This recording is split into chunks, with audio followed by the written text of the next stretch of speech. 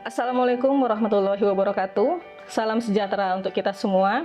Perkenalkan, nama saya Delvi Trisnawati sebagai dosen tetap pada program studi S1 Biologi Fakultas Ilmu Hayati Universitas Pahlawan Tuanku Tambusai. Video ini merupakan bagian dari pernyataan diri dalam unjuk kerja Tridharma Perguruan Tinggi untuk sertifikasi dosen tahun 2026, khususnya dalam aspek pengajaran. Pada kesempatan ini, saya akan menjelaskan secara singkat mata kuliah ekologi yang saya ampu.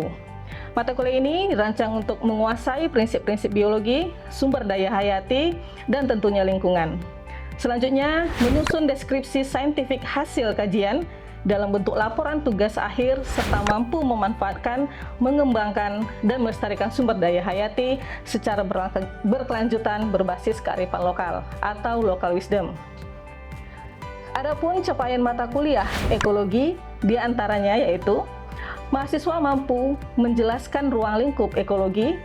Selanjutnya, mahasiswa dapat mengidentifikasi sederhana mengenai pencemaran lingkungan hidup, dan tentunya mahasiswa dapat menjelaskan dan memahami mengenai analisis dampak lingkungan atau disebut juga dengan AMDAL. Mata kuliah ini terdiri dari beberapa topik, yaitu yang pertama definisi dan ruang lingkup ekologi, 1 pertemuan.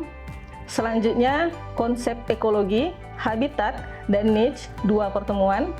Jenis-jenis ekosistem, 2 pertemuan. Daur energi, 2 pertemuan. Dan dilanjutkan dengan ujian tengah semester. Setelah itu dilanjutkan dengan materi konsep suksesi, 1 pertemuan. Kemudian dilanjutkan dengan faktor pembatas, toleransi, dan adaptasi, 1 pertemuan. Asal-usul dan distribusi tumbuhan, 2 pertemuan. Pencemaran lingkungan, 2 pertemuan. Dan terakhir pada pertemuan 15 yaitu analisis dampak lingkungan, 1 pertemuan. Kemudian terakhir dilanjutkan dengan ujian akhir semester. Mata kuliah ini terdiri dari 3 SKS dengan metode pembelajaran blended learning, yaitu kombinasi pembelajaran tatap muka dan daring melalui Smart Academic Integrated System atau SAINS yang dimiliki oleh Universitas Pahlawan Tuanku Tambusai, dan juga forum diskusi lainnya seperti WhatsApp. Selain itu juga menggunakan metode Problem Based Learning atau PBL, di mana mahasiswa mampu menganalisis permasalahan lingkungan nyata seperti pencemaran, deforestasi, perubahan iklim, dan konflik satwa. Mata kuliah ini memiliki bobot penilaian diantaranya kehadiran 5%, kuis 10%, tugas terstruktur 20%, UTS 30%, dan UAS atau UAS 35%. Selanjutnya, mari kita saksikan cuplikan pembelajaran mata kuliah ekologi pada pertemuan ke-14 tentang analisis mengenai dampak lingkungan. Selamat menyaksikan. Bismillahirrahmanirrahim. Assalamualaikum warahmatullahi wabarakatuh. Waalaikumsalam warahmatullahi wabarakatuh. Gimana kabar-kabar semua rekan? Alhamdulillah. Ya. Ini jam-jam kritis ini, mau makan siang, lapar ya. Tapi kalian harus semangat karena materi hari ini cukup seru. Untuk menguji semangat kalian, ibu ingin dengar suara kalian. Ketika ibu bilang selamat siang, kalian jawab siang. Oke, ibu coba ya. Selamat siang. Siang. Nah, tepuk tangan langsung kita mulai. Oke, seperti biasa sebelum kita mulai materi hari ini, silakan rekan-rekan semua untuk mengumpulkan HP dan scan barcode di layar untuk mengisi absensi. Beri waktu beberapa menit ya, silakan. Sudah? Baik, sebelum kita mulai apapun yang kita mulai, sebaiknya kita awali dengan doa. Semoga apa yang kita lakukan hari ini diberi keberkahan dan kelancaran oleh Allah Subhanahu wa Ta'ala. Berdoa, mulai. Selesai. Berdoa tidak pernah akan selesai ya. Baik, silakan rekan-rekan semua, kalian bisa lihat ada gambar yang ibu tampilkan di layar. Itu adalah gambar seorang nelayan yang mencari ikan di sungai dengan kondisi sungai yang tercemar. Jadi ini sebenarnya ibu sebelum masuk materi yang selanjutnya, ibu ingin merecall lagi materi kita yang sebelumnya tentang pencemaran lingkungan. Ya, kira-kira masih ingat nggak apa itu yang dimaksud dengan pencemaran lingkungan? Kira-kira ada yang masih ingat? Ya, Rara sendiri kayaknya yang ingat di sebelumnya ya. Silakan menerangkan apa itu yang dimaksud dengan pencemaran lingkungan. Jadi Bu, kemarin kita membahas tentang pencemaran lingkungan itu maksudnya makhluk hidup, zat, energi, dan komponen lain ke dalam lingkungan sehingga kualitas lingkungan itu menurun dan tidak stabil. Oke, tangan dulu. Jadi pencemaran lingkungan itu adalah masuknya atau dimasukkannya makhluk hidup, paling zat, energi, dan komponen lainnya ke dalam suatu lingkungan sehingga kualitas lingkungan itu menjadi menurun. Kemudian ibu mau info lagi, kira-kira ada yang ingat nggak dari kalian apa saja jenis pencemaran lingkungan? Sebutkan 3 jenis saja, sebenarnya banyak, ada beberapa. Ada lagi? Jangan tiara lagi, jangan si Rara lagi lah. Dan belakang Rara, si Eng, kalau ibu bilang si Eng ya, mengendalikan air, betul tuh yang jawab tuh, silakan Eng. Jenis-jenis pencemaran lingkungan. Ada beberapa jenis pencemaran lingkungan itu seperti buang sampah tidak berkembang,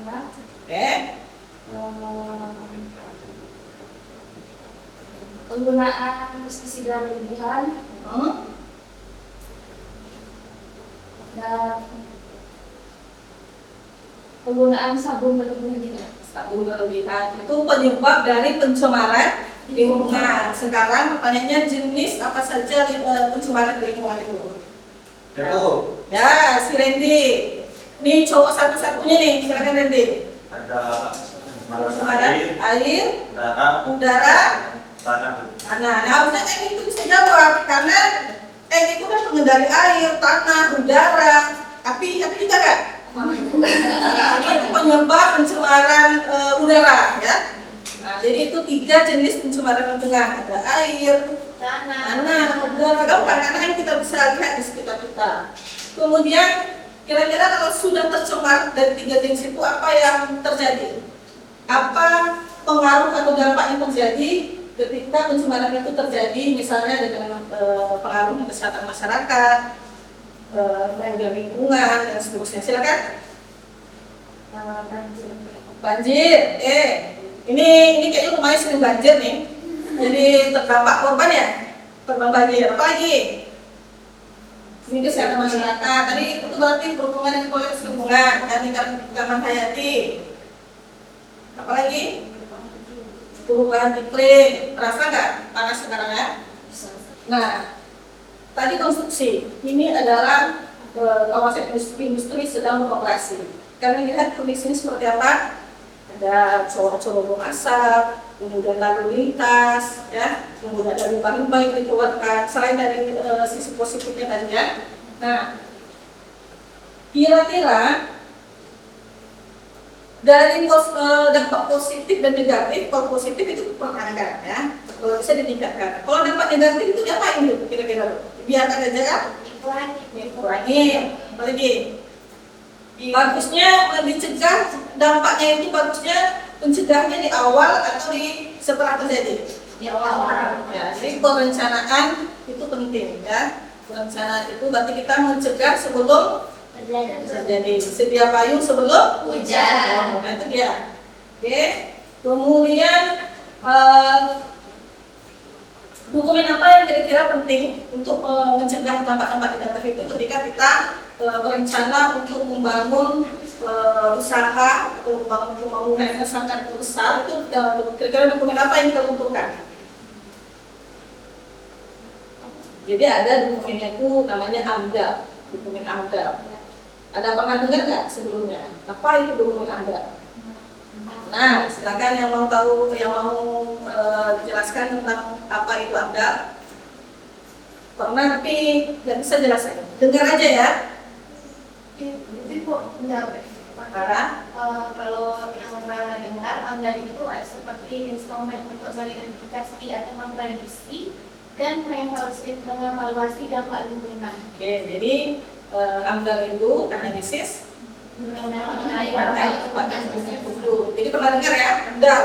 Ini lagi bangun rumah sakit SUD Bangkinang nih, kira-kira dokumen izin lingkungannya apa? Dokumen AMDAL. Nah, nanti kenapa AMDAL? Kenapa nggak yang lain? Kenapa nggak laporan aja gitu ya, laporan hasil pengelolaannya? Kita bahas nanti setelah ini.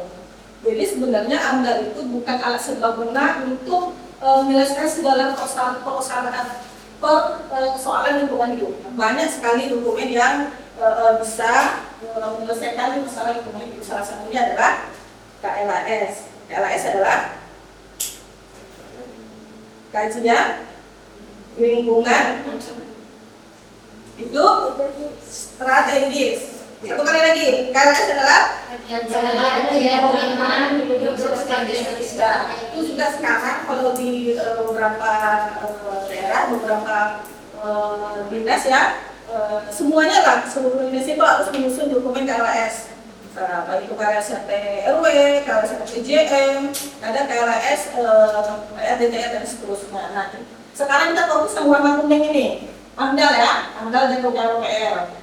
Nah, kenapa dikuningin? Nanti kita jelaskan di selanjutnya. Nah, sebelum itu ingin menyampaikan ada beberapa cara ya strategi ya di mana AMDAL ini. Yang pertama itu mampu menjelaskan ruang lingkup ekologi, karena ini adalah mata kuliah ekologi. Kalian harus mampu menjelaskan ruang lingkupnya secara besar. Kemudian juga dapat mengidentifikasi sederhana mengenai pencemaran. Tadi sudah ya.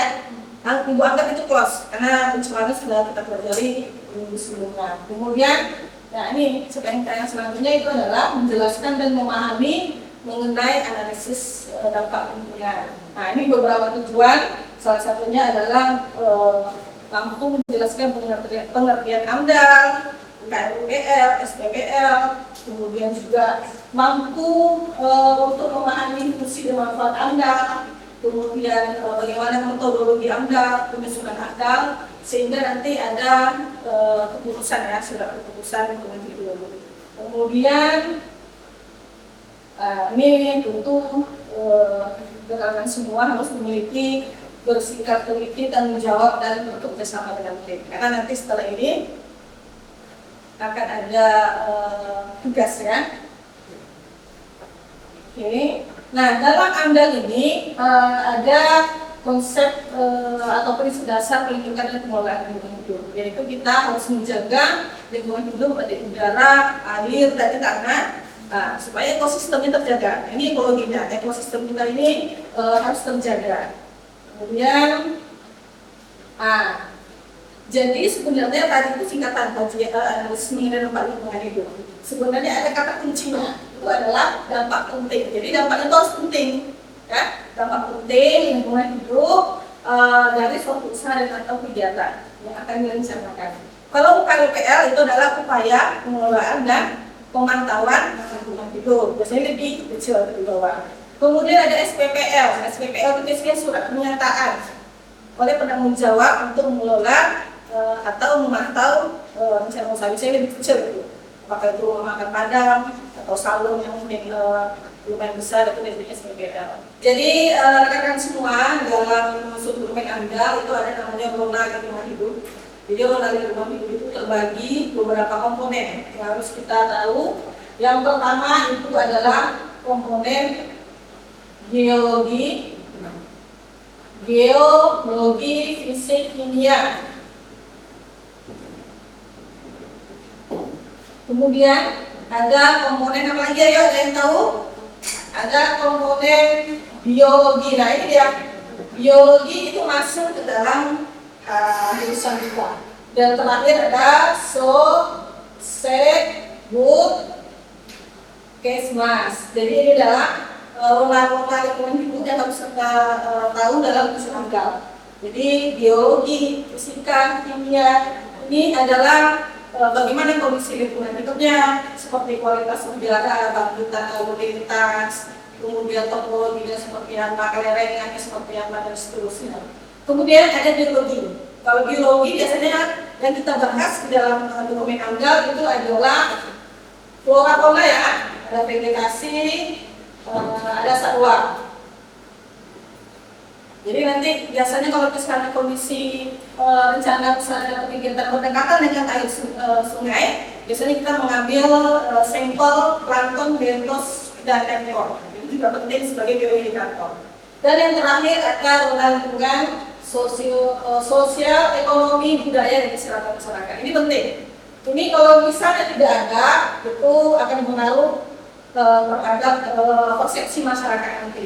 Bagaimana masyarakat menerima terkait pembangunan yang akan dibangun di daerah mereka, kemudian bagaimana dampak ekonominya terhadap pembangunan tersebut dapat meningkat atau tidak, kemudian bagaimana kesehatan masyarakatnya, ya.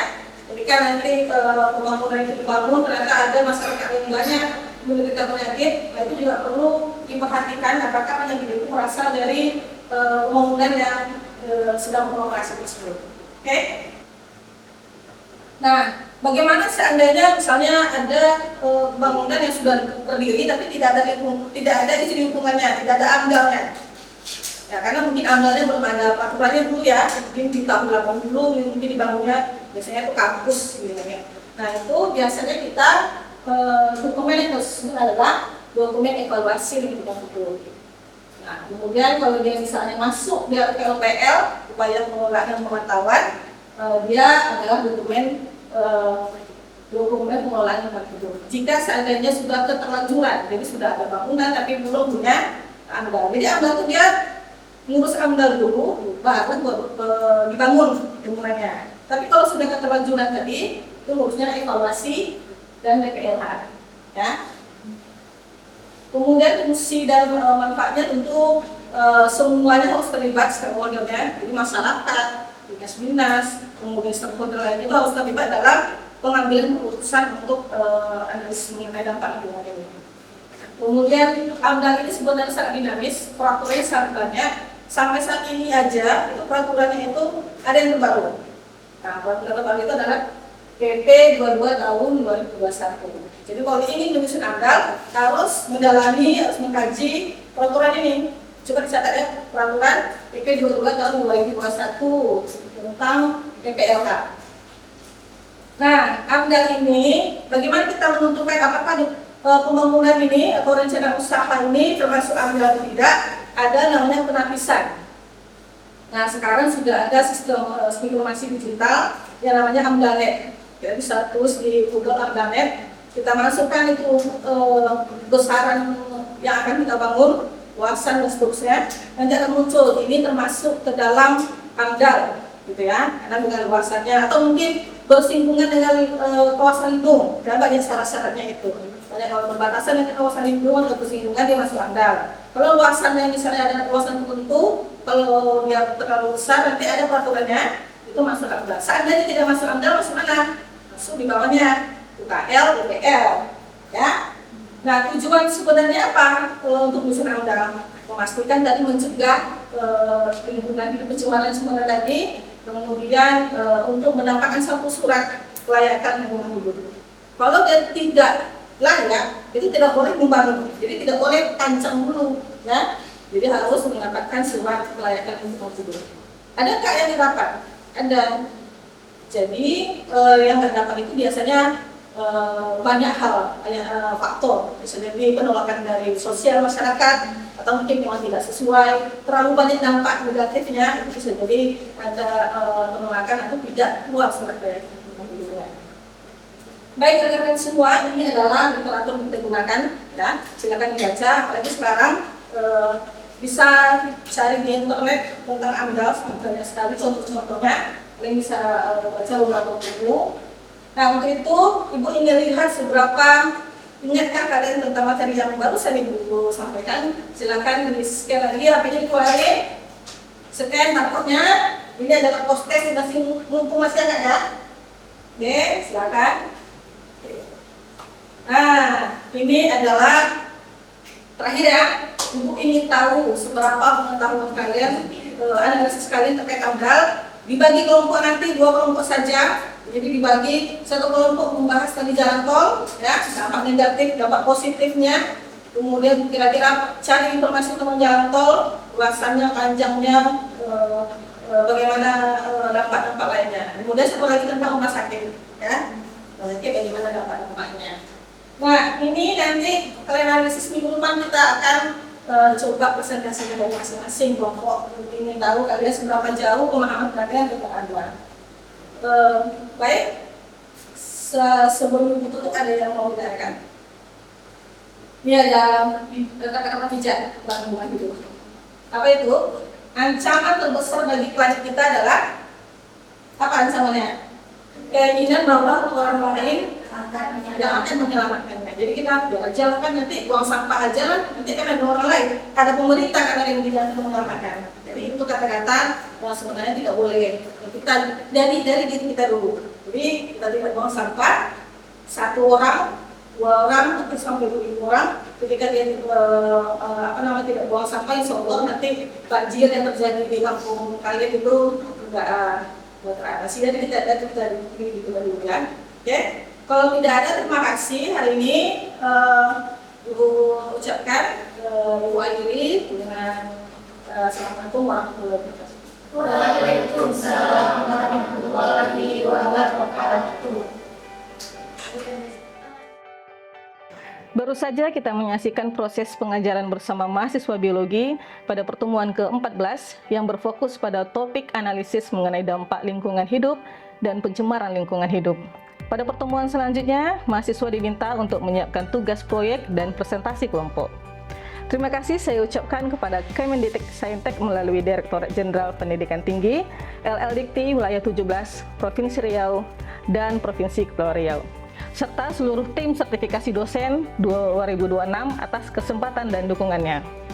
Saya juga mengucapkan terima kasih kepada pimpinan Universitas Pahlawan Tuanku Tambusai, kolega dosen, dan semua mahasiswa yang telah berkontribusi dalam proses pembelajaran ini. Demikian yang saya sampaikan, semoga bermanfaat dan menjadi bagian dari upaya peningkatan kualitas pendidikan tinggi di Indonesia. Saya ucapkan wassalamualaikum warahmatullahi wabarakatuh, salam sejahtera.